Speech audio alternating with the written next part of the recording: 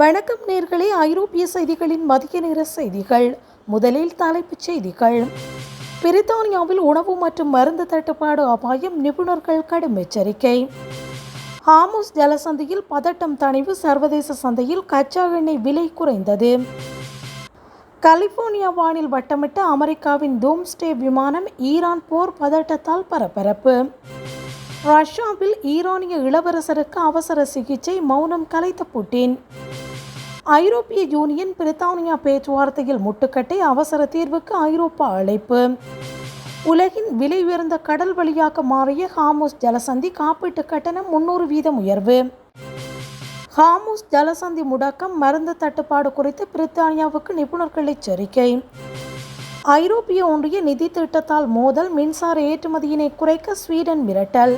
இனி விரிவான செய்திகள். பிரித்தானியாவில் உணவு மற்றும் மருந்து தட்டுப்பாடு அபாயம், நிபுணர்கள் கடும் எச்சரிக்கை. எதிர்வரும் வாரங்களில் பிரித்தானியா முழுவதும் அத்தியாவசிய பொருட்களுக்கு கடும் தட்டுப்பாடு ஏற்படலாம் என்று நிபுணர்கள் எச்சரித்துள்ளனர். விநியோக சங்கிலியில் ஏற்பட்டுள்ள சிக்கல்கள் காரணமாக சூப்பர் மார்க்கெட் அலமாரிகள் காலியாகும் சூழல் உருவாக்கியுள்ளது. உணவுப் பொருட்கள் மற்றும் உயிர்காக்கும் மருந்துகளை கட்டுப்படுத்தப்பட்ட முறையில் வழங்க வேண்டிய நிலை வரலாம் என்று அஞ்சப்படுகிறது.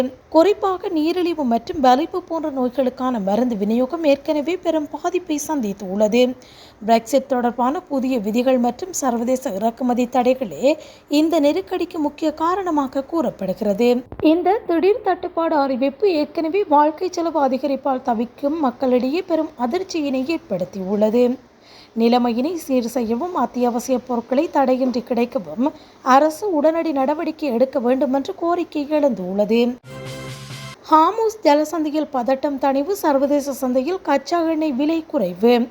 ஹார்முஸ் ஜலசந்தி வழியாக சில எண்ணெய் கப்பல்கள் செல்ல அனுமதிக்கப்பட்டதால் உலக சந்தையில் கச்சா எண்ணெய் விலை சற்று குறைந்துள்ளது. ஈரான் மற்றும் இஸ்ரேல் இடையேயான போர் பதட்டத்தால் கடந்த சில நாட்களாக கச்சா எண்ணெய் விலை கடுமையாக உயர்ந்து வந்தது. தற்போது முக்கியமான கடல் வழி பாதையில் போக்குவரத்து சீரடைய தொடங்கியுள்ளதால் விநியோக தட்டுப்பாடு நீங்கும் என்று எதிர்பார்க்கப்படுகிறது. இதன் விளைவாக பிரெண்ட் ரக கச்சா எண்ணெய் விலை ஒரு பேரலுக்கு கணிசமான அளவு சரிவை கண்டுள்ளது. உலகளாவிய எரிசக்தி பாதுகாப்புக்கு ஹார்முஸ் ஜலசந்தி மிக முக்கியமானது என்பதால் முதலீட்டாளர்கள் இதனை உன்னிப்பாக கவனித்து வருகின்றனர். எண்ணெய் விநியோகம் தடையின்றி கிடைப்பது உறுதியானால் வரும் நாட்களில் பெட்ரோல் மற்றும் டீசல் விலையிலும் மாற்றம் இருக்கலாம். இருப்பினும் பிராந்தியத்தில் நிலவும் அரசியல் நிச்சயமற்ற தன்மையால் கச்சா எண்ணெய் சந்தை இன்னும் ஒருவித எச்சரிக்கையுடனே காணப்படுகிறது. கலிபோர்னியா வானில் வட்டமிட்ட அமெரிக்காவின் டூம்ஸ்டே விமானம், ஈரான் போர் பதட்டத்தால் பரபரப்பு. அமெரிக்காவின் அதிநவீன டூம்ஸ்டே எனப்படும் பேரழிவு கால கட்டளை விமானம் கலிபோர்னியா வானில் பறந்ததால் பரபரப்பு ஏற்பட்டுள்ளது. ஈரான் மற்றும் இஸ்ரேல் இடையேயான போர் பதட்டம் உச்சகட்டத்தை எட்டியுள்ள நிலையில் இந்த விமானம் இரண்டாவது முறையாக தென்பட்டுள்ளது.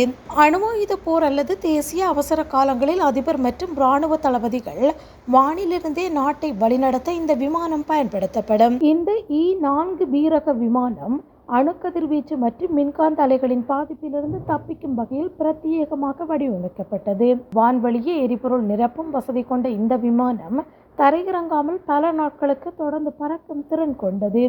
மத்திய கிழக்கு பிராந்தியத்தில் போர் மேகங்கள் சூழ்ந்துள்ள சூழலில் அமெரிக்காவின் இந்த நடவடிக்கை ஒரு முக்கியமான பாதுகாப்பு எச்சரிக்கையாக பார்க்கப்படுகிறது.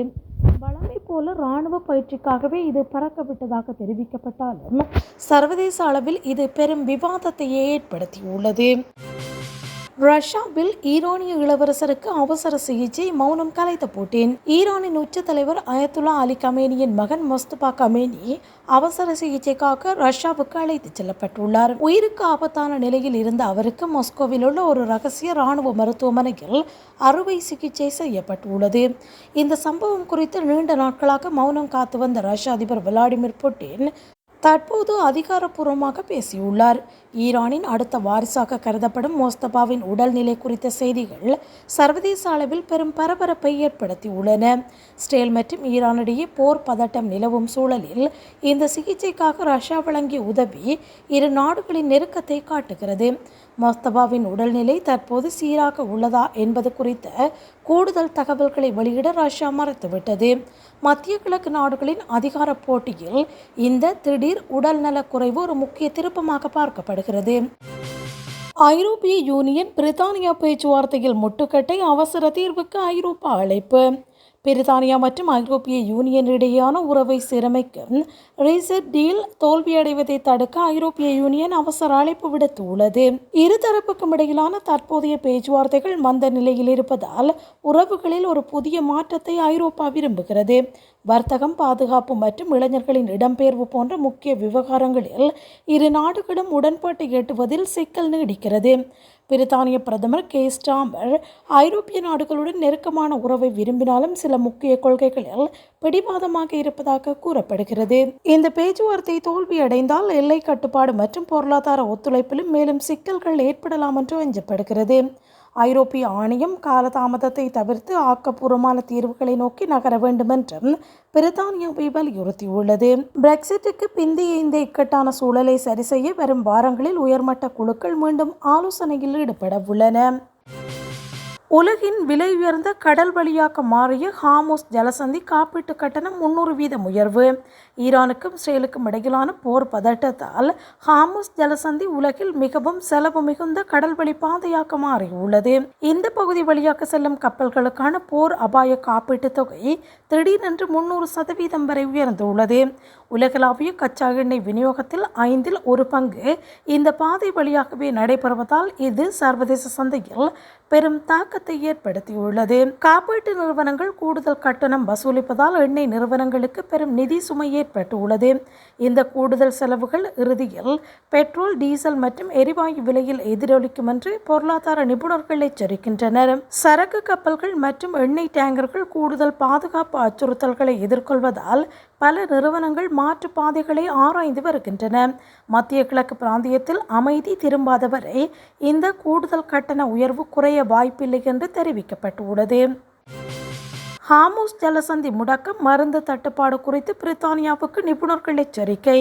ஈரான் ஹார்முஸ் ஜலசந்தியினை முடக்கியுள்ளதால் பிரித்தானியாவுக்கு அத்தியாவசிய மருந்து விநியோகத்தில் பெரும் சிக்கல் ஏற்படும் என்று நிபுணர்கள் எச்சரித்துள்ளனர். உலகளாவிய மருந்து உற்பத்திக்கு தேவையான மூலப்பொருட்கள் மற்றும் முடிக்கப்பட்ட மருந்துகள் இந்த பாதை வழியாகவே பெருமளவில் கடத்தப்படுகின்றன.